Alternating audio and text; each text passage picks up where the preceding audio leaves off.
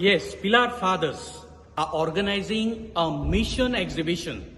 Yes, I am Father KG Barreto, a PILAR father. And we are organizing a mission exhibition.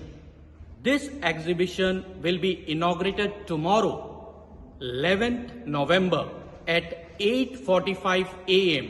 The exhibition will be inaugurated by Bishop Simiao Fernandes tomorrow, 11th November at 8:45 a.m. So here in this exhibition, we will showcase the culture of India and the places in which PILAR Fathers are doing missionary work. That is in Delhi and in Nagar Haveli, Goa, and in Northeast Calcutta. So in this exhibition, the cultural heritage of these places will be displayed. This exhibition will be from 11th November till January 5th, 2025.